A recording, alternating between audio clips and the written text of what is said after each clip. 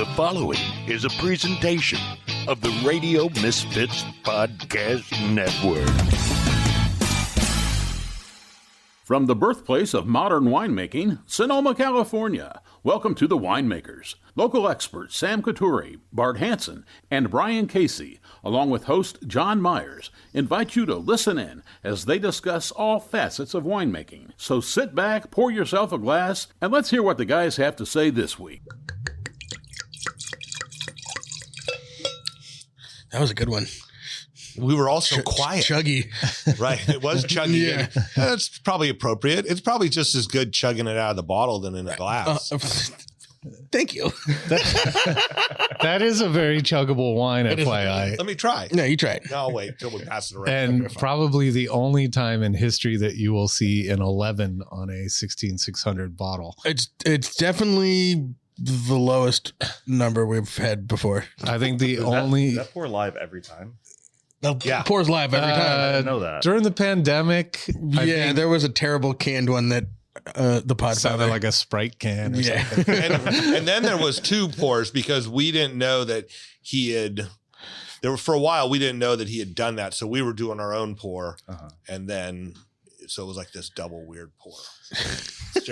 Classic. Yeah, leave us alone. Matt Crutchfield, what's going on? How's it going? Good. Welcome to the Winemakers. Thank you. Thanks for having me. You gotta love a guest who comes with a question that it inspires or invokes deep knowledge of being a previous listener. Long time listener, first time caller, Matt Crutchfield. Welcome to the show. All the lore. Yeah, it's all real. No special effects here. You're going to be really disappointed. Walking out, he's going to go, that was a waste of time. That was as terrible as it is. It's like Wayne's my World. car. What the fuck are those guys doing in their garage? Especially when John is on assignment. That's right. Where the inmates have taken Have we over this. determined if John listens when he's not here or not? That's a good question. John, if you listen to this show, Call us. But I'm so looking forward to hearing stories about Italy when he comes back. Yeah. All kinds of stories. Living vicariously. We'll know if he listens. Yeah. Oh, wait. That's John calling now. Shit, that was fast. Live radio. All right. Well, Sam, you're the reason that this all got started. I am. Well, First, and as much as I love Sarah Doyle and the folks at the Press Democrat, it drives me crazy when they scoop us having a story of some interesting, cool, winemaker doing a side project that becomes, the project kind of thing. Right. But we've had, Matt's been at this for a few years now. So we had plenty of time. Right. No, it's not that. I'm not blaming them. I'm blaming us 100%. I'm blaming us. And, there was enough sort of like crossover in our worlds that it was like, again, well, I know he's an wearing indictment a of little us. trouble sweatshirt. Right. I saw Patrick Caffiello on his feed, Right. with Sarah Morgenstern. I was like, oh, why has he not been on before? Because we're in our little Sonoma Valley silo. Yeah. Hard to get off the island. Hard to get people on the island sometimes. Well, then when Bart showed me the wines, I'm like, Falangina? What? Right. Falangina Greco de Tufo, too. My favorite varietals on the planet. Oh, yeah. Yeah. Nice. We To make some drink or to Greco say? at Rhyme. Oh, seriously? Yeah. It's a really bizarre one. We direct press it, and it's darker than any of my orange wines, any of the Rhyme orange wines. Huh. It's really bizarre. Where's it come from? That is from Las Cimas Vineyard, Sweetwater Springs, off of West Side Road. Oh, It's kind of West County, Yeah. Pinot land. But a gentleman planted or grafted over to 47 varieties in the past 7 years or so. Right. We've talked about I was that's going to right. say, this reminds me of something Yeah, we Las talked Cimas. about. Yeah. And Sweetwater Springs Road, cyclists know it because it's probably one of the most brutal hills in the county. Oh, yeah. And then it dumps you right into Guerneville. It's such an interesting thing. Like you're kind of in a warmer part. I know it's Russian River Valley, but it's still kind of at the end of Dry Creek there. Yeah. And you pop over the hill and then you're in Guerneville. Yeah. Yeah. It's beautiful out there, and it's really nice. I was just at the vineyard last weekend, and it's really nice, being at the top of the vineyard and seeing kind of St. Helena, kind of brown, green, smatterings, and then just looking west, and it's just evergreen Yeah. trees and very coastal looking. Yeah. It's the panoramic is beautiful up there. Yeah. Awesome. So like how much of each varietal is in that vineyard? Like, it's enough to make Like a an acre, barrel, right, of maybe. each one? No, there's like an acre, a couple acres of most of those things. So we get Fiano Okay. and we get 8 barrels or 8 to 12 barrels. The Greco, we make about 7 barrels depending on the year. Nice. Yeah, they have a lot of cool stuff planted up there. Some Mondoos. We get some Valangina for our client.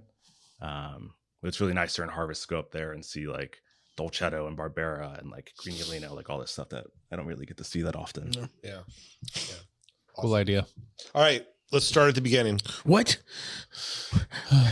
Why would? Well, we'll get distracted fast enough. Let's start at the end this week. John's not here. We can do whatever we want. How was What- your harvest, man? I was going to ask what we're drinking right now. Oh, this is. Oh, wow, Oh, man.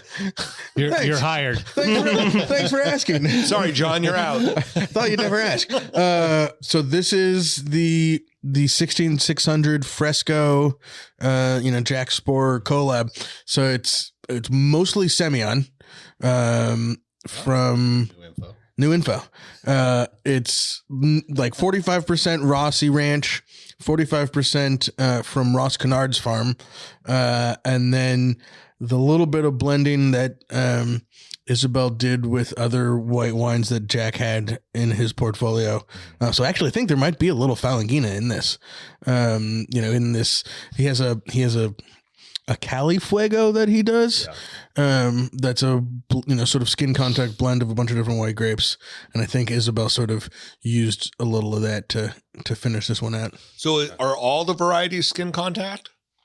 No, we did a short skin contact with the Kennard Farm Semillon. That was the first time we had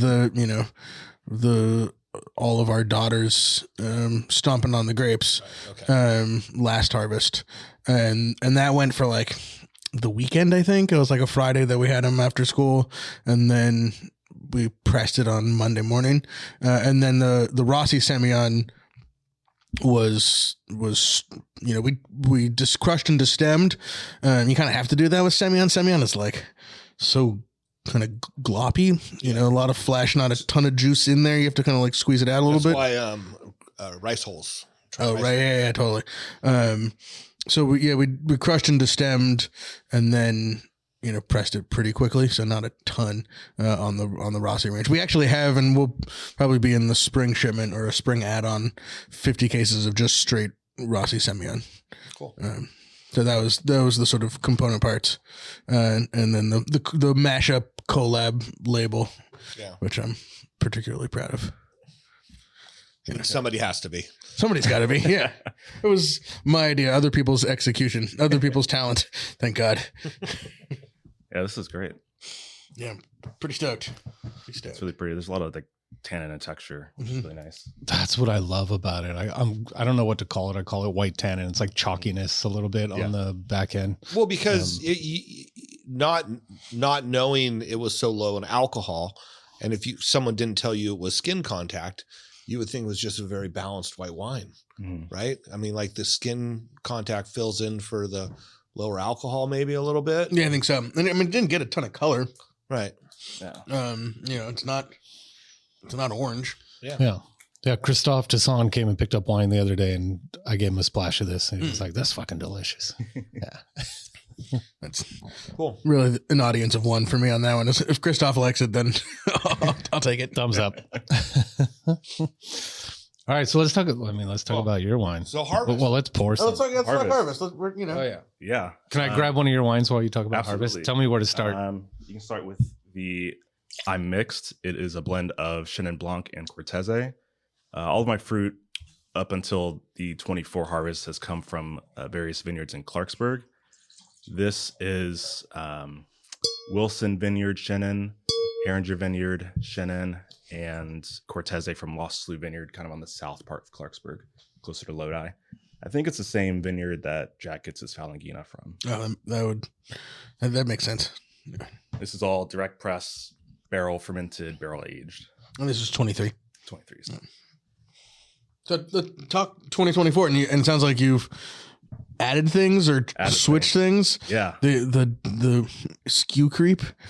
Yes. And what a great time in the wine industry to be growing. Really, no, you got to lean in. Totally, I'm with you. Right. Swim against the stream. Yeah. Against the current. Be a salmon. You know, it's nice when you have a full-time job. You can kind of do that. I've got some friends who I know are like real gig economy people who like have 3 or 4 jobs and make wine on the side. I'm like very grateful for my position. Yeah. This harvest I did the Chenin Blancs again, working with Herringer Vineyard for orange wine, Wilson Vineyard for white wine, Cortese doing white and orange again. And this year I started working with Shake Ridge out in Amador City. What were you getting from there? I mean, you were on the podcast before her, so take that as a Have you guys met her? Anne? yes. Yeah, She's the best. Yeah. didn't have our podcast shit together when I hung out with her. She's awesome. Yeah. Yeah, very lucky to be working with her this year. I got some Mourvèdre and Grenache, just under a ton of each. Those will probably end up having to be blended, but I'm hoping not to, but we shall see. They go good. What's that? They go good. Yeah, Yeah. it'll be fine. And then one of our friends who makes wine off his in-laws' property, just about a barrel, he couldn't make wine this year, so he asked if I wanted to make it. So Syrah and Pinot field blend. Oh. Which will be fun. And where's that from? That is on Sweetwater Springs, actually. Okay. So Las Cimas is like 800, 900 feet. This is like 1,100 feet, closer to like the Guerneville, Armstrong Woods side, Cool. over near that Mercury mine. Yeah. Yeah. That should make a pretty compelling wine. Syrah, Pinot, Zinfandel. Yeah, all Porter Bass cuttings, formerly. Yeah. USA. Do whatever the fuck we want. Exactly. I love it. Tell me a little bit about Cortese? I don't know a lot about that grape. Yeah, it's from Piedmont. You'll usually see it labeled as Gavi, and in my experience, it's typically like pretty industrial, like pretty bland wine. But Sam at Idlewild, he makes a great Cortese, more like robust, a little more body and texture. And then my friend Evan, who has Ruth Lewandowski, does like 6 months on skins Cortese. 6 months on skins. Mm-hmm. Is that unusual? I mean, Sounds that's unusual. like amphora,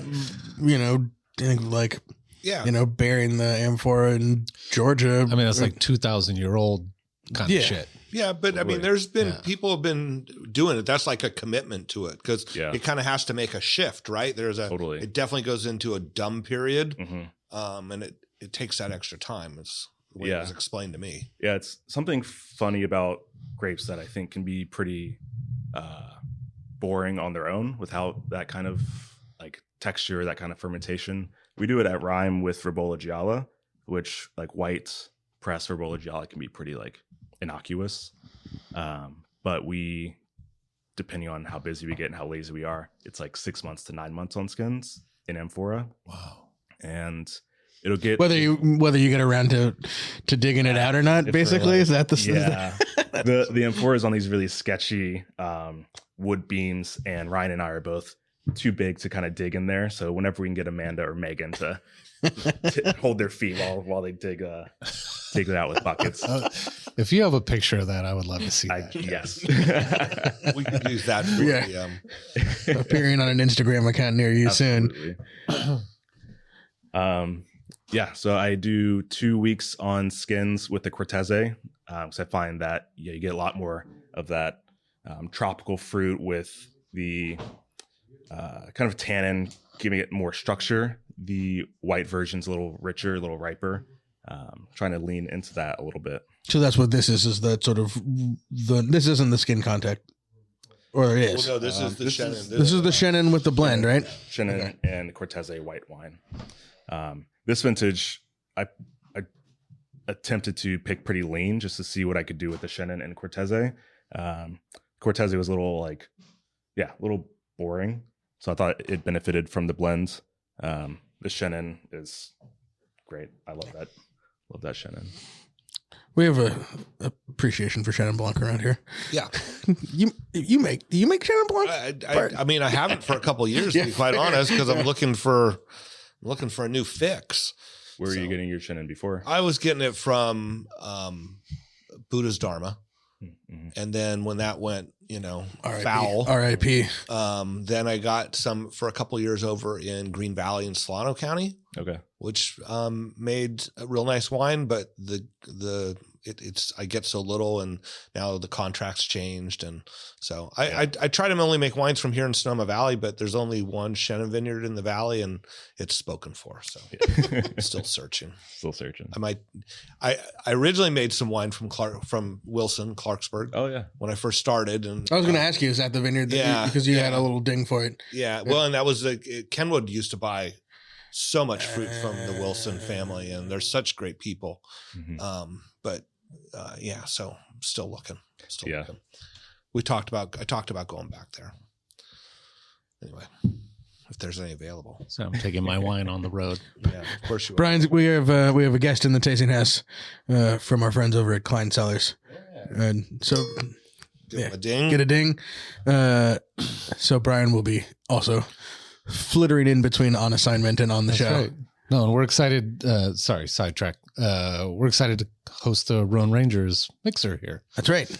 Coming up, which, Hillary Klein was like on a plane to Houston with Kristen Mansfield, and they were going to show some wines. And I think it sounded like she kind of forgot that they were like hosting it or something. So she was like, "Hey, would you mind hosting the mixer?" We're like, "Cover us, Roan Rangers? Hell yeah!" So Matt. Should we start at the beginning now? Well, no, we've a little bit. We've got enough wandering. I wasn't actually going to go there, but since you brought it up, sure. Right. Where are you from, Matt? I am mostly from Virginia. Born in Maryland, raised in Virginia, Connecticut, North Carolina. Yeah. I got my start in wine in the Shenandoah Valley in Virginia. Cool. Which I think that winery is now the oldest winery in Virginia, which is pretty cool. Which winery is that? Shenandoah Valley Vineyards. Shenandoah Valley Vineyards. And was it a production side, tasting room side? Just tasting room. Tasting room for about 8 months. The tasting room's pretty cool. The cellar's right below it. It's all like old like rock walls, and you can see there's still markings on the walls from when it was burned down during the Civil War. Oh, it was super it was like a church before that, and then they built on top of it. Wow, super cool. Then went to Charleston, South Carolina. Did some sommelier work there. Came out here to work harvest at Mary Edwards. And like 2 weeks in, I was like, I'm not going back to hospitality production. What year was that? That was 2018 that I came out here. Was Heidi there at that point? Yes. Yeah. I was fully in charge at that point. Right. Yeah. She's great. Yeah. We worked together at Kenwood. Oh, nice. Yeah. So, and as another person, we had her scheduled to be on the show, and someone came into town from France and she had to cancel the day of. So we'll get her back on. And so what was it that led you to wine though? Like why did you go get a tasting room job? I was working construction before, actually, like alarm systems, security systems for like Walmarts and hospitals, kind of in that tri-state of Virginia area. And then that company folded, and I lived like 8 minutes from the tasting room. So I was like, I'll go see if they need some help. So it wasn't a wine thing. It was just you were that close. Just a job right down the street. Just looking at a job. Awesome. Yeah. The town I lived in was called Edinburgh, or is called Edinburgh. It's only like 1,000 people. There's one turn in the town. There's no stoplights. One turn town. One turn. Yeah, that's even less than Glen Ellen. Yeah, exactly. There's a couple turns, like an S turn through Glen Ellen. Right. I mean, it might be Grayton, right? It might rate about the same as Grayton. Yeah, totally. Yeah, they had a parade when they got a Dollar General. It was pretty sweet. Big happenings in that town. Big doing. Wow, amazing! You just couldn't wait to get out of there. Yeah, go figure. Nothing holding you. Were you drinking wine though at that point, or were you Yeah, I was drinking like $10 Alamos Malbec from Safeway. Yeah, that was my jam. Yeah. I didn't know anything about wine really. Learned a little bit at the tasting room job, and then when I moved to Charleston, I got a bar back job at a restaurant called Stems and Skins, which is very like mostly natural wine focused. And I was very out of my depth. which was definitely a motivator for me to study, and in that like studying just so I could be good at the job. That's where I found like the passion for wine. Right. Cool. That's awesome. Charleston's such a great town. I mean, I've only been there. I guess I've been there 3 times, and just always just so much good food, such good feeling and rhythm there. And yeah, it's a very indulgent city. Very indulgent. All the rooftop bars were what blew me away. Yeah, like that was a thing when I first went there. I'm like, they're like, oh yeah, you got to hit them all, and I'm like, this is like a thing, and they go, oh yeah, this is a thing. So. Were you on like a Glen Ellen sales trip? Or This was my wife Terry. She had been to Kiowa with her mom and just like fell in love with it. You know, you could ride your bike on the beach and there's golf courses and all that stuff. Yeah. And so we went back for a trip for that. And I was just like, why don't we stay in Charleston? You know, and we actually only ever stayed there, but we would go into Charleston quite a bit just to eat and hang out. It's incredible. Like a week in Charleston is not enough if you want to go to all the good restaurants and bars. I'm actually going to Charleston Food and Wine this year. So there's 2 of those, right? There's Charleston Food and Wine. There's 2 different Charleston Food and Wine programs, right? I'm not sure. Okay. Let's move on. Is she thinking of like Charlotte? 2 different events. Oh. No, in Charleston, like one of them. Yeah, I just remember hearing that there's 2 different ones, and one of them's much more wine focus, which is probably the one you're going to if they're interested in these wines, and the other one's more of a fanfare, so to speak. Yeah. So yeah, this one it's pretty big. We doing a few events down there. There's a restaurant called Vern's that's I think was like one of the best new restaurants in the U.S. this past year. My coworker Amanda is best friends with them, so I have a connection through that, and yeah, really stoked. And so are you distributed back there? Yeah, it's the only distribution I have actually is in Charleston. My friend Vinny, who is essentially like my wine mentor while I was in Charleston, he just started distributing, and he picks up my wines and peddles them now. That's awesome. Yeah. Yeah. Feels really it's a great reason to go back there. Yeah, it's mostly an excuse for me to visit. Yeah. Yeah. Cool. All right, what's the next wine? This is the direct press Falangina. This was stainless steel fermented and then barrel aged.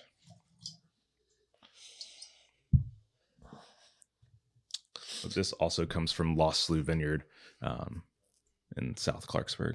So you worked at this Stems and Skins in Charleston, and that made you study about wine. Mm-hmm. And did you know immediately that you were going to be into the skin contact wines, and or did you fall into love with Chardonnay and Napa Valley Cabernet? Was that not your path? I missed that boat. You did. It was more of like I am so out of my depth. Anything they're pouring me must be good wine, right? And that restaurant definitely veers very natural wine, so that I got my start in natural wines. And I was almost an exclusive like red wine drinker at that point.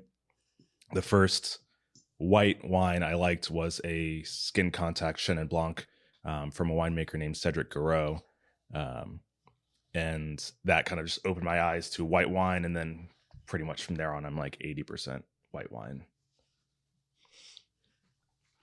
We talk about Falangina a little bit, kind of where it comes from in Italy, what it's like on the vine. I've very no experience with it. Yeah, the Falangina typically comes from Campania in southern Italy, and kind of similar to the Cortese, it can be made into this really industrious, kind of boring wine. But there's a lot of like really affordable, really high acid, racy white wines. You can find a few at Bottle Barn that are just delicious and easy drinking.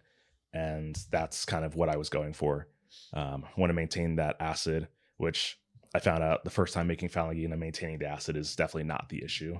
I had a 14% 8 TA Falangina my first year. So that's racy. It's a learning experience.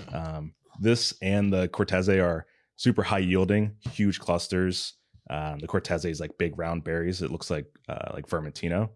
And the Falangina is pretty similar, but like more like ovular or oval shaped berries. But it's all like really heavily cropped at this vineyard.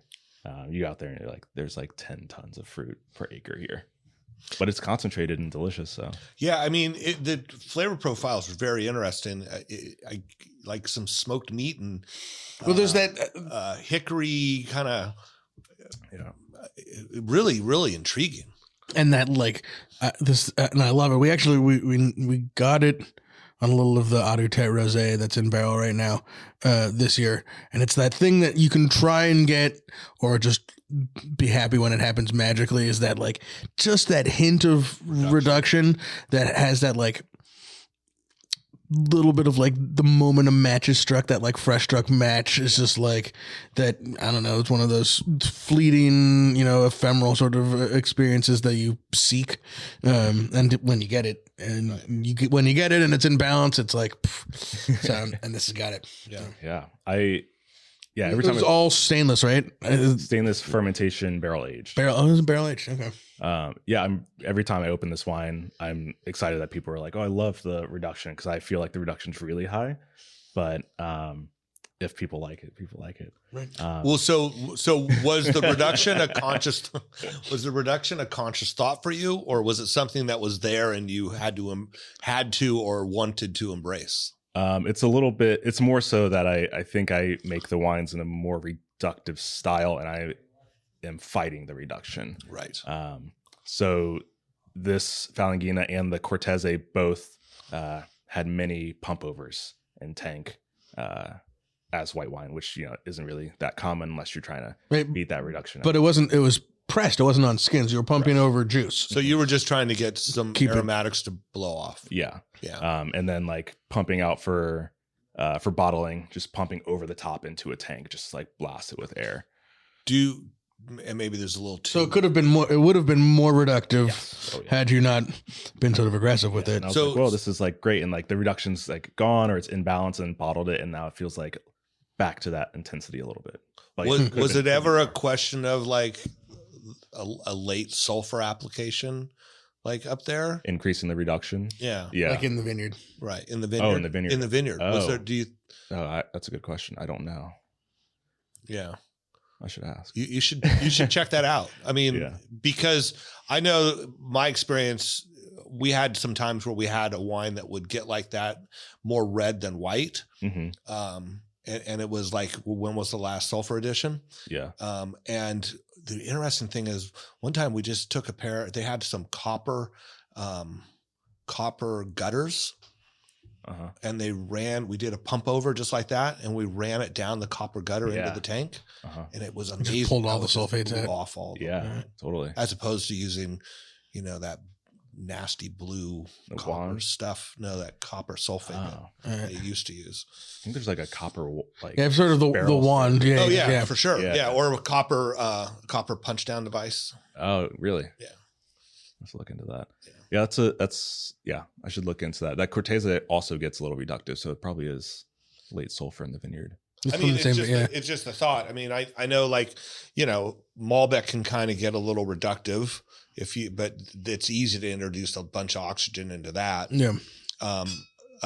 Jamie, who I share our winemaking space with, he had a wine that had what you were talking about, that level reduction. And it just happened.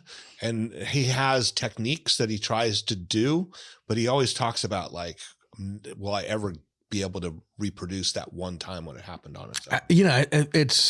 It's vintage vineyard, and just the luck of the draw. Yeah. And I mean, maybe, but I think it's interesting. People try to like time sulfur additions and how you do it, and try to get it. Mm-hmm. Right. Yeah, totally. It's interesting. It's maybe a little too much winemaking, but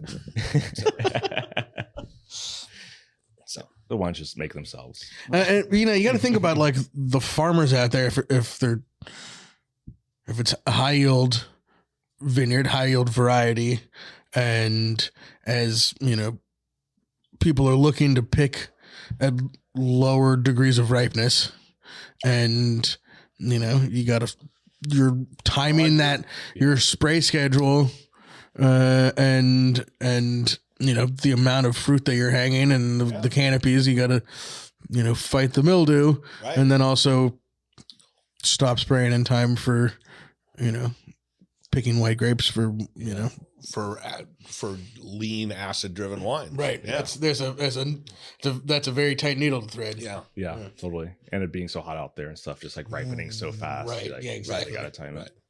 Yeah. Good conversation for the future. Yeah. But works. Like, maybe not. How'd you guys like it? Yeah. but also isn't interesting. Like you said, like you're always pleased when people say they like it. I think it's interesting when you're so close to a wine, and this happens to me all the time. And I'm like, no one's going to like that. Yeah. I mean, I told, or it just tastes mediocre and people go, wow. And, helps you get out of your own brain a little. Yeah, totally. And then you got to fake that you like it too, so they buy some. Right? That's the key to the whole thing. It's like, oh yeah, I was really happy with it. Yeah, that first Cortese I made, that's like 14%. It's so like tropical and dense and powerful. And I was like, it's not the profile I wanted for it. And it was like the bestseller by far. It's like, okay, well, I guess this is good. I guess. And then I've come around on it since then. And I'm like, I only have a few bottles left. Just save. Yeah, nothing like selling a wine out to make you like drinking it. I mean, that's why it's so important to listen to your customers and, take their feedback, because they're not as critical of the wine as you are. So this is the Skin Contact Chenin Blanc. 2 weeks on skins. This is all whole cluster. Wait a minute. Let's talk about how that worked then. So whole cluster, dumped it in a tank and foot tread it. Foot tread and bin, and then dumped in the tank. Okay. And probably had to foot tread and tank again. We do a lot of feet in wine at Rhyme and at Matt Crutchfield wines. Yeah. Mostly feet washing. Yeah. For the gram. Well, more than for the gram, obviously. So let's talk about, so you're making the wines at Rhyme. Yes. Rhyme's in Forestville. Yes. They have, I don't know the setup. Do they have like a warehouse space that they're renting? Is there like a little wine ghetto down there where you guys are at? No, we're the only ones down there. You are. Okay. This space has been a winemaking space since the late 1800s. And through the years, they've like added on more winemaking, like added on a warehouse for winemaking. So when Rhyme started, Pax was in that space. Okay. His first employee was Ryan. Right. And Ryan worked for him for like 10 years or so. And Rhyme moved with Pax to the Barlow.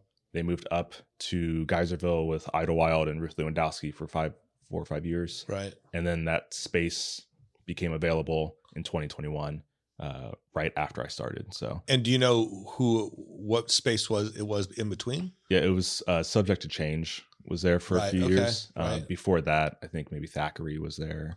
Right. But there's been a few people in and out. Yeah. But the tasting's been there since 2017, so it was a big deal for it to come up for us to be able to be 100 feet away from the tasting room instead of a 30-minute drive. Right. And not in 110-degree Geyserville. Right. Also nice. Mike Lee used to always call Geyserville the Sahara Desert of California. At least of Sonoma County. Yes, Sonoma County.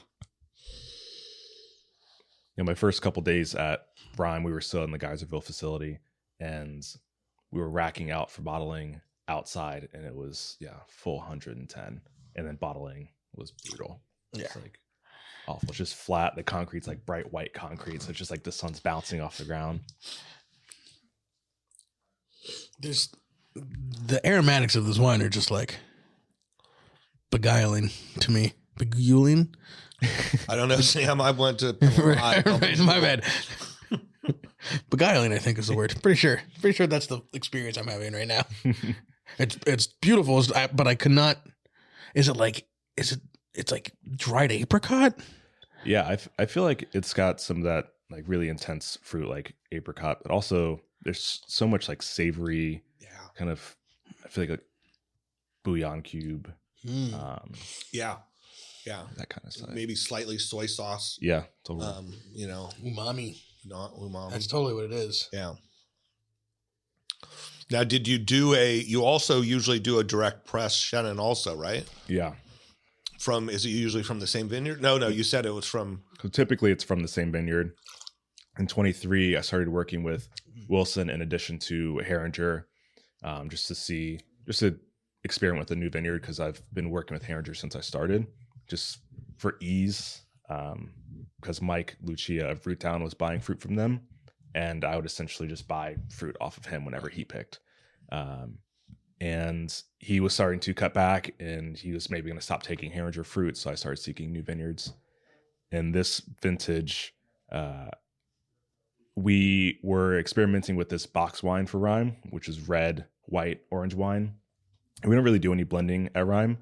And while I was working on that, I decided to kind of mess around with my wines a little bit and found that I really liked the Chenin and Cortese together. Like the whole thing is supposed to be like white and skin contact version of the same vineyard, same pick. Was your sort of like original concept? Yeah. Okay. And I found that this was kind of better than the wines separate, so decided to blend them. Right. Some of the whole. Yeah. Yeah. Try to make the best wine. Yeah. Yeah. Yeah. Yeah. I mean, this is absolutely delicious. Thank you. Like all the reasons that I'm afraid to do skin contact white wine. Chenin Blanc. I mean, it's interesting. I wonder, with these like large berry white grapes, that you're just, it's not as in, the ratio of juice to skin is a little different. Mm-hmm. So it's a little like Chenin Blanc is a great candidate for it because it's those big berries. Right. Get a little more out of the skins, put a little more into that juice. I don't know. I don't have a question there. It's just sort of a thought. Yeah. I honestly, when I made this wine, the first time, or these two wines, the white Chenin and the skin fermented, I was just playing with it. I didn't really have a full plan. I was like, I'll just skin ferment some, direct press some. And then I thought it was delicious. So I've just kind of been making it without really super thorough. Will you go for a minute back to the origin story here from, working as a, basically a harvest intern at Mary Edwards, cleaning. I imagine that was pretty much all you were doing, or at least a majority. Got to know the pressure washer really well. Oh yeah. Yeah. The press was my friend. Yeah. The little tiny screwdriver getting all the seeds out. Right. Send the new guy in. To sort of like how this concept of the comparative fermentations began. Like what was, going to Rime, like how did you come up with this? Yeah. I had been tasting Rime wines since I got started in wine in Charleston. So I'd known the wines for a long time. And when I moved out here, it was one of the places that I would visit when I would go on like a tasting day. And at Mary Edwards, they do a lot of winemaking, and it's very busy. And I like that aspect of it. Always having stuff to do, always being super busy. How much fruit did you bring in that year at Mary Edwards? Do you remember? 400 tons, something like that. They're roughly like 30,000 cases around there. It's all very like precise winemaking and very, very, very precise. And it's great. It's just a style of wine that I didn't, start out with. And so doing that for a couple of years, they kept me on that harvest until January. I went to New Zealand to work harvest. Fun, like 7 p.m. to 7 a.m., 7 days a week for $12 US an hour. They take taxes out? They did, yes. Place to live? They sorted it for us, but we still had to pay. Massive place? Tiny place with 7 interns. Well, at least it was a tiny place. Sharing a room with people. No, I mean the winery. 1,600 tons. Yeah. But seven interns, we did everything, which is great. It's like set up for that kind of operation. So I got to do a lot of different things, but 1,600 tons, not a lot of like education, more of like just learning how a facility operates like that. which is very valuable, understanding workflow and space and whatnot. Totally. I was in Hawke's Bay on the North Island. Wanted to stay away from like Marlborough and that bigger, more industrial side. And so I got to see a lot of different varieties, like Bordeaux varieties, Rhone. They did a lot of Semillon and Sauvignon Blanc. What were the Rhones that they were growing down there? A lot of Syrah. So the Gimlet Gravels are famous for like their Bordeaux and Syrah, so heftier reds, but they're still really like pretty and elegant at the same time. I mean, it's pretty far south. Even the North Island's awfully far south. Yeah. I came back to California, had a few months between harvests. I was actually supposed to start working at Bedrock, and I picked up a vineyard job at Mary Edwards just for a couple months, and 2 weeks into it, they offered me a full-time job. So I had to. You're like tying vines with that time of year. What were you doing in the vineyard? Watering baby vines, new plantings, which is kind of fun. Just me and my little portable speaker in a gator driving around all day. It was the dream. Yeah. What were you listening to? Oh man, all kinds of stuff. Podcasts or music? Music. Okay. Definitely blasting music because I'm the only one in the vineyard. Ready, listen to whatever the fuck you want. It's really funny. I am really badly allergic to poison oak, and every time I get it, I have to take steroids. And I'm on steroids right now for poison oak. And like my nervous system's all like out of whack. And I just remember vividly like racing through the vineyard, like singing, I don't know, some classic rock song, and I'm like, oh, the steroids are really like hitting me right now. Like feeling it.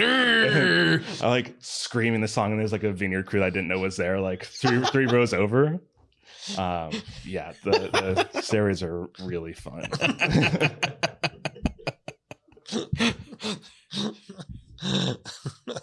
That's awesome. Yeah, I would have loved to hear what they were saying.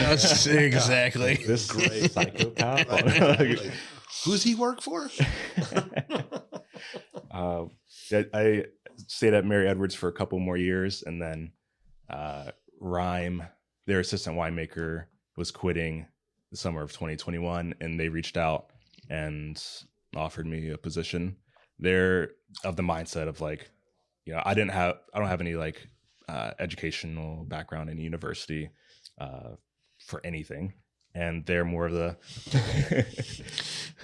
should we add a ding to the Sure. high fives? I don't know how high fives carry on a podcast, guys. It was a very gentle high five too. Well, there was four. I was trying to hide it. Quite honestly. Four bottles of wine. Pedal them high in the house. The Gauchos, high, and that's it. The Gauchos is Casa Grande. Is Casa Grande. What is the Petaluma High? Trojans. The Trojans. Okay. Don't break under pressure. That's what it was. It was. What was it? Anyway. So at Mary Edwards, you were in the cellar. Yeah. After you're roiding through the vineyard. After roiding through the vineyard, they're like, we got to get this guy inside. Keep him. Lock him in. Yeah, some cellar work for a couple of years, some like night shift supervising, that kind of stuff. Which, yeah, my first 4 harvests were night shifts, which is really real fun. Yeah. I'm like a 5:30, 6 a.m. kind of guy. So that transition's always rough. So happy at Rhyme where we're like 8 to 4, 8 to 6. Yeah. Human hours. And how big is Rhyme? We do about 4,000 cases, so like 80 tons or so. Yeah. We do a little bit of custom crush as well. And then I did 8 tons this year. My coworker did 3 tons. And then a client did another 10, 15. Yeah. So not super big, which is really nice to not be like overloaded. We were making wine for Naked Wines for a couple of years, and their volumes are insane. So we're getting like 25 tons of Zinfandel. How's it going in there, Brian? It's going great, Sam. I just want to make sure you guys are good. I heard a little silent. I'm like, I think I'm running the soundboard. I think we're okay. Okay, cool. I'm very jealous. We're on. The wines are great. You'll love them later. Yeah, I will. It's funny. We did a show with Naked Wines when they were probably doing well. because on the up curve. On the up curve. Yeah. And I recently was over in Napa, and their very fancy offices are all shuttered and everything. And that like reclaimed wood building there on the side of the bridge. Yeah. What did you guys were doing custom crush for one of their winemakers? We were like one of the winemakers on their. Oh, you guys were part page. of it. Mm-hmm. Yeah. So they did like the kind of COVID relief. Right. Bought a back stock of stuff from Rhyme. They liked the wine, so they asked Ryan and Megan to make some wines and like kind of highlight them as winemakers. Right. Did some Zinfandel, some Pinot, Malbec, Syrah. But much larger quantities than we do for anything else. So not working with them anymore is great for me because it's a lot less work for me. Right. We aren't doing punch downs on 10-ton tanks anymore. Right. Which is great. Right. So this harvest especially was really relatively easy, quick. We didn't have naked wines. We pulled back just a tiny bit, and then a couple of our vineyards are super low yielding. So it was like a 70-ton year for us, 75 tons. Really easy. Yeah. So are you guys done? Or you still have stuff on skins? Ribolla Gialla still in skins in amphora. That'll go until April or whenever we decide to. Right. Whenever somebody's around that can fit in the amphora to dig it out. We're all wrapped. Everything's in barrel. Because we ended a little earlier than expected. Everyone in the tasting room and the hospitality side, Megan and Amanda and Vanessa, are like, well, now we can fit more events in. And so there's no break. Of course. We did like a big dinner and then our pickup party and all kinds of stuff. No rest for the weary. No. Go ahead. I was just going to ask, you started your own label at Rhyme, not in the Mary Edwards day? Okay. Yeah. When I started at Rhyme, Megan actually pushed me to buy a ton of fruit. She's like, just, something for you to like mess around with. We can find a place for it if you decide not to do anything with it. I reached out to Mike Lucia because I knew he gets a lot of Chenin from Herringer and bought a ton off of him, made the wine, didn't like it until June. And then I was like, okay, let's bottle it. And then I started the whole LLC process. So I didn't start selling the wine until March of the following year. Yeah, I understand that. I understand that model. But so you got the job at Rhyme. What made you go, Chenin Blanc is the one that I want to start my own journey on? Or you weren't even sure you wanted to start your own journey, but what was like, I'm going to go get some Chenin? Oh, yeah. I mean, definitely a few reasons. Rhyme doesn't make Chenin. So it's a nice to not make the same varieties that they make and also to work with another variety. I generally love Chenin. It's one of my favorite grapes, as any like annoying former Somm would say. And there's no such thing as a former Somm. Once you're a Somm, you're always a Somm. I don't, right, Brian? Swirling like a glass of water and smelling it. Yeah, exactly. It's when you start to like aerate the water in the back of your mouth and spit it out. And that's when you know you've gone too far. Right. And you go, oh, there must be fluoride in this. For now. Thank you. We'll all get coffee in Forestville, me, Megan, Amanda, and we'll like all take sips and you can hear the aerating and we're like, oh, this is so annoying. We have to at least step outside of the coffee shop if we're going to do that. It's muscle memory though, especially this time of year, you're just like hard to sip something and not slurp it. Yeah, totally. I also loved, so Tegan makes some Chenin from Lodi.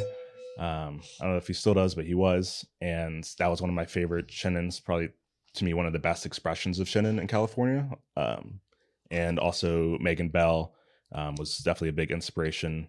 And she works with Wilson Vineyard. Those were like really big standouts. I didn't really see Chenin from places I would expect to like it as really standing out and really catching my eye, like Santa Cruz or Mendocino. Right. Or even there's like Jurassic Park Vineyard is really rad down in San Ynez. Yeah. But other than that, it's like, don't know why it grows so well in Clarksburg. But the texture and the density that I find coming out of those vineyards is really cool. It's funny because when I did it, I really didn't know what I was doing. And I just fermented it clean, and it was good. It was simple. It was clean fruit. It had nice texture. People liked it. It was inexpensive. And when I got the opportunity for Buddha's Dharma, it was like such a different wine. Totally. And I completely kind of went like, yes, this is the rabbit hole I wanted to go down. Yeah. But I always kind of thought like, I wish I would have played around a little bit more with the wine that I got from Clarksburg at the time, as opposed to just like press it, get it dry, stop the ML, bottle it. Right. Like leave, barrel ferment it, leave it on the lees, let it go through ML, Yeah. I would have probably never said skin contact. I'm an old head, but now I think about it all the time. Now, 360 podcast episodes later, you're exactly. like, skin contact. Everything is at least barrel aged. Most things barrel fermented, and then left on lees until the reduction gets too much. Give it a little pump out Until you can't take it anymore. On the label, please recycle me. Good for you. I love you. Is that to the world? To whoever's drinking the wine. That's cool. Yeah, I have it on the Saw it corks on the too. cork. Yep. Yeah. That's awesome. Yeah. Just try to make people feel good. Yeah.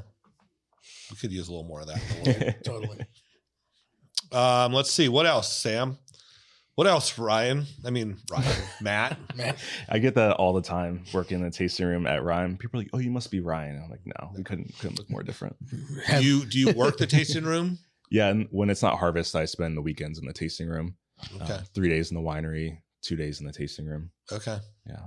Everyone does kind of everything. We're a 5-person operation, including Ryan and Megan. So Amanda and Vanessa, who are mostly tasting room, do pretty much 50-50 cellar and tasting room during harvest, which is really nice. Everyone gets to actually see, what's happening, why we're doing things, what we're doing, and get more familiar with, the grapes and the vineyards. Amanda and Vanessa have both done sampling in the vineyard and stuff like that. So having those close ties to the vineyards themselves for the people who are representing your brand, I think is so important. Yeah, for sure. Yeah. We've talked about that a lot. Like, you want a cellar crew that likes to drink wine. Yeah. So that way you're connected to it. And ideally you want a vineyard crew that likes to drink wine. So they, see the throughput, or at least has a concept of it. And it pays dividends in the tasting room. Right. Having that knowledge of not only am I selling you this wine, but I tasted it every day during fermentation and was there on the bottling line and topped the barrels and you have that intimacy with it, and it's why everybody thinks you're the winemaker when they walk in, is because you are, because everybody made the wines, right? Yeah, exactly. Yeah, it's funny, not funny, but every now and then I'll hear somebody who's kind of a maybe classic wine drinker that comes in and they give Amanda a hard time about, "Oh, what did you guys actually do?" Or where's the winemaker? Can I talk to them? And she's like, "I foot tread all these grapes myself. I dumped this into the press." So it's nice for her to be able to say that and kind of stick it to people like that. Those are the people that sometimes you wish just went down the road. Yeah. And we're pretty far out there in Forestville, and we're not that far off the strip in downtown, quote unquote, downtown Forestville. It's a 3-turn town. But we don't really get too many walk-ins or people who we don't get a lot of people who come into Rhyme and don't know what we're doing. Yeah. Who are expecting, big Chard or, huge oaky cab or anything like that. They're like, "Oh, we heard you guys made orange wines." Yeah, we made quite a few. One of my son Dane's good buddies lives in Forestville, but he lives not downtown. He lives on the other side of the river, actually, up one of the canyons off of River Road. And it's just so funny that that's Forestville also. But downtown Forestville, what's going on there these days? We just got a new restaurant that it's really exciting for us. It's called Bazaar Sonoma, or Basso. It started out Chinese. I like Basso. that. Yeah. Keep it simple. Yeah. they do a lot of dumplings. It's mostly like Chinese focus. Yeah. Like a little bit of fusion. They have like single thread experience, and just like, even though it's like, oh, 6 types of dumplings, like everything is so precise and beautiful, and we're so lucky that it's like a 3-minute walk up the road from us. Dangerous. And what else is the food or wine scene for our listeners that might want to come out and see you guys? Like, what else is right there that they could plan a?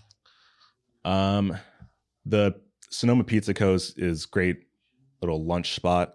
Wine scene, Porter Bass is down the road. Okay, down, they're there. Yeah, 10 minutes away probably. There's not much actually in Forestville Right. for wine.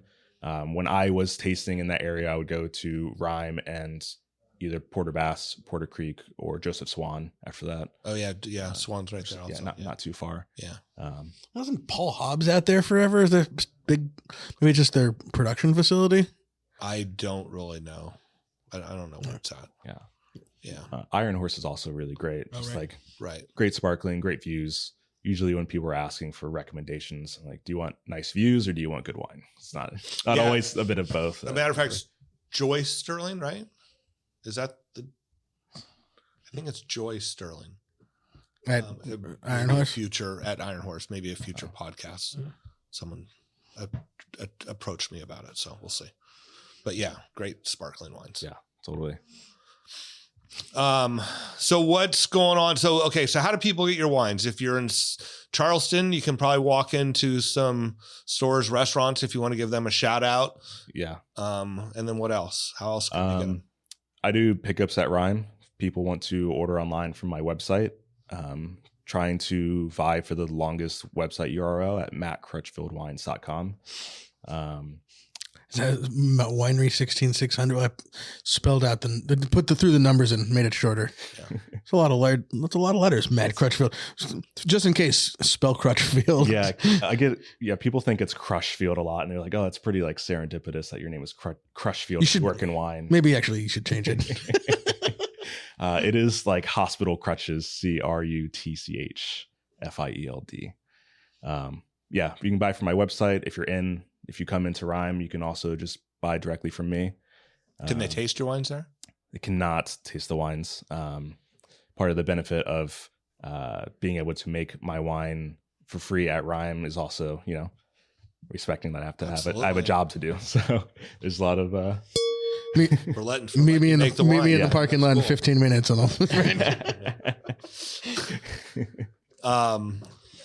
do you have a wine club, or just how do you do your releases? How often? I do. So I'm working on a wine club. Hopefully, going to get that going early. I guess late winter, early spring. I did a release in September at the Redwood, and I'll probably do another little second release, hopefully in December, early December. I haven't really locked that down yet. But all the 23s are available online, 50 to 75 cases of each. So not a whole lot of wine. And so it's these 4 wines plus, or is it just these 4 wines? This is everything for cool. 2023. Yeah. And so the next release what do you have coming out that you're excited about? Which is everything. I'm really thrilled about the Grenache and Mourvedre from Shake Ridge, because I've loved a lot of wines that have come off that vineyard, from Roz Reynolds at Emmy and Hardy Wallace. Lots of people just make such good fruit. just one big ding for all of them. Opposed to breaking my fingernail. The Grenache was a whole cluster, like 21 and a half bricks. The Mourvedre all destemmed. Little more like intense and powerful. Only 23 bricks though, so nothing really high alcohol. Everything's around 12 or under, 12 and a half or under. Cool. We'll see. Might get blended. Decisions to be made later. I mean, I went through this and Sam was part of it. My current release of Grenache Mourvedre, it was intended to be 2 different wines. Mm-hmm. And no matter what, tasted them, the sum of the whole was better. Yeah. And it was you that like convinced me that was the right thing to do. And I don't use Syrah, just the Grenache Mourvedre. And Mm-hmm. I love it without the Syrah in it. Yeah. Quite frankly. So yeah, I look forward to tasting it. Yeah, excited about the field blend too. Not sure what's going to happen with that. That's only 1 barrel. And the gentleman who usually makes it was like, oh, I think it's probably ready. We went out and looked at it and we're like, oh, we'll give it another week or two. And then I think 3 weeks went by because harvest started. And we're like, oh, now we have a day to go pick it. Let's go pick. And it was still 20 bricks. So pretty lean Syrahs and Pinot, but fun. Yeah. And so when you last tasted it, what grape was it? What was it standing on of the three? Do you think? I feel like it's transitioned from. I think it's mostly Syrah. And it's transitioned from showing the Syrah like so upfront in your face during fermentation to like now that kind of Zen is kind of peeking through a little bit. But I think if someone were to blind it, if they could blind a 20% Syrah, I think it's still leaning in the Syrah direction. Yeah.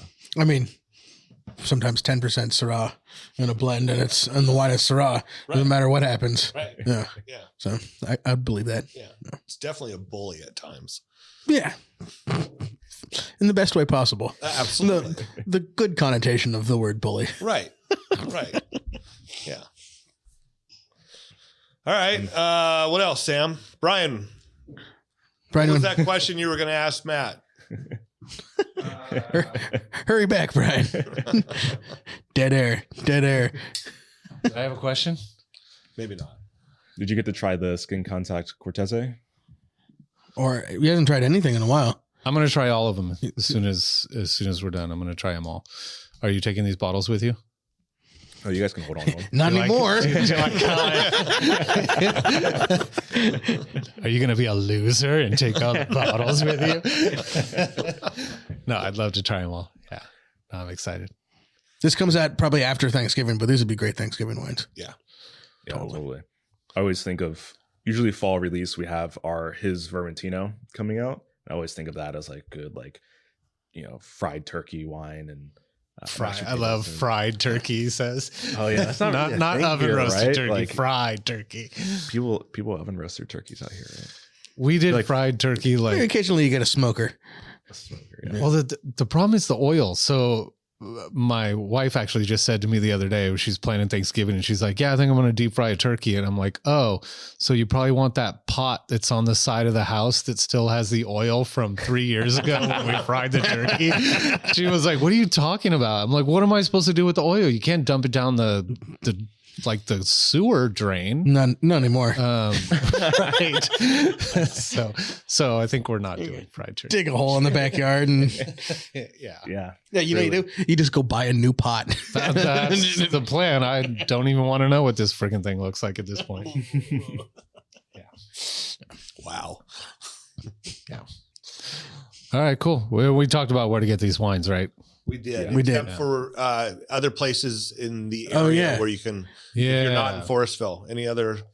Our wines are at the Redwood in Sebastopol right now. There you go. And the Punch Down in Sebastopol as well. Perfect. I think that's pretty much it for the moment. Are you considered a natty winemaker? Have you been thrown into that? I think I have been thrown into that. I don't really call my wines natural. They all have sulfur. That's pretty like standard for me. I think if the wine doesn't feel like it needs sulfur, then I won't do it. But I have felt like all these wines did need it. But if people want to call them natural wine, that's great. Yeah. I only ask because you're in the Punch Down and you're in the Redwood, and they kind of tend to lean that way. Yeah, totally. Yeah. I mean, the wines are definitely like, not your standard Chenin Blanc and Falangita and Cortese. So I don't really expect more classic restaurants and shops to pick them up unless they want something a little more experimental, and they're all unfined, unfiltered. So they're all hazy, or unless they just taste them and think they taste great. Sometimes looking at them is enough for them to say no. They belong in any wine list. They really do. I mean, thank you. They're great food wines. They're great wines. Yeah. So, one last thing, production wise, you said they're all, unfiltered. Mm-hmm. So what is your what is your regime for getting them? I mean, they're clean. I mean, they're maybe a little hazy, but what's your regime for getting them that clean? They're pretty clear. That's what I mean. Yeah. That's what I'm saying. Do you know, a little egg white? They're dewy on this cold milk? morning in November. You know, there's a lot of things people use that are natural to get them to drop out, or do you just let gravity do its job? Just gravity. Everything. I think in this vintage, everything stayed on lees in barrel until right before bottling, and racked them all out super clean. You leave a little wine behind, but I'd rather do that than have a super hazy, sediment heavy wine. Yeah. It's nothing worse than like racking that one barrel that had a little extra and fuck everything else. So you see it go through the line. Yeah, and there it goes. All right, I guess I got one last question, and you kind of lean into a little bit with your I'm mixed, obviously, and the Press Democrat article I think talked about that background a little bit more. When you go back home, what are your back home in Virginia, and what are folks back there thinking about skin contact wines from Sonoma that you're making? Or is that like a conversation that's happening? My family buys these wines. That's all that matters. Which is nice. Do you give them a discount? Yes. Okay. A discount. A secret code on the website. They like the wines. I don't think they've ever had anything like this in their lives. They're not big wine drinkers. My mom likes wine, but she's maybe not the most educated in wine, but she drinks dry Riesling and Oregon Pinot, which is rad. Okay. And found what she likes. Yeah, that's all that matters. When I came back home from Charleston one time, she was like, I got to take you to this new winery I found. I love it. It's so cool. They have all these cool grapes that I've never heard of. And this is in Virginia? Yeah. I think it's in Des Plaines. It's called Arterra, and they're natural winery with Amphora, Chenin Blanc, Riesling, really nerdy stuff, nerdy winemaking. And I was like, how did you find this? Wait, who are you? Why are you drinking these wines? There's hope for the rest of the country. But it's great because then I can bring these wines and rye wines back home, and she likes them, cool. Which is nice. And as far as picking up my wines in the area, I am self-distributed. So if anyone wants to back to selling wine. Back to selling. Good transition. It sounds like every email, every inquiry at matchcrutchfieldwines.com goes directly to you. So yes. So say hello when you contact me. Yes, please. Tell them you heard it on the Winemakers podcast. Of course. Yeah. It's a quote one-man operation, but definitely wouldn't have been able to make these wines without everyone in my community. Yeah. Buying the grapes through Mike Lucia and buying barrels with Evan Lewandowski and Sam Bilbro, and Ryan and Megan letting me make the wine, and my coworkers helping me press on top of a sump and screen at 10 at night. So a lot of friends and people in this community that have brought these wines to life. Yeah, that's awesome. It's awesome. All right. Well, Sam, shout outs. We're a couple weeks out. It's so hard when we're ahead of the game to know what the hell to say. New Year's Eve at Sebastiani Theater with Marty O'Reilly, special guest Sean Carskadden. If you've been around Sonoma, getting Marty and Sean back on the stage together is it's an exciting thing. And Hattie Craven as the opener. So tickets are on sale for that. You can get a link through our website, but also go to sebastianitheater.com or org or Google Sebastiani Theater. Tickets are up there, and we are going to do our little pre-party hangout with the band at the tasting house, and then do the second line across the plaza to the Sebastiani on New Year's Eve. So get your babysitters lined up and go get tickets. It starts at 8:30, so you can totally do dinner. Valley's going to be open that night. Do dinner somewhere, and then come hang out, and we'll ring in 2025 as best we can. Cool. So that's happening. Bunch of great holiday 3-packs and stuff that we put together on the website. Check that out. The Semillon is up there while it lasts. And anything else? The DTC conference. Oh, yes, of course. Don't forget the DTC conference in January 21st down in Monterey. Keynote speaker Karen McNeil. We're gonna do a show with her and some other great guests, and dig into the Monterey County wine scene a little bit, which is kind of mostly new for us. Yeah. So yeah, definitely more for our listeners. Just a little more actual behind the curtain shows, but always worthwhile. Always something good to learn there. Yeah. Yeah. Free the grapes. If you don't know what DTC, if you're not in the industry, but you care about us, you care about wine and getting wine delivered to your house, go to freethegrapes.org and sign up, find out what's happening in your state and your state legislature. It's all politics are local, and getting wine to your doorstep depends on, what's happening in your state house. Yeah. And, we've done this a couple of years with them now, and every year he comes back and Steve Gross, yeah. It's actually getting harder. Not easier. Like, you can't we can't go to Michigan anymore. Right. That's very important. And, the new prohibition people are out there, right? With everything else going on in our country, who knows where we're going. So free the grapes. Yeah. You're going to need your wine. Yes, for sure. Lots of wine. Matt, anything going on at Rhyme that you can shout at? Any events or anything? We are going to do this. It's not even been announced yet, and I don't know the full details. That's but all right. Tease it.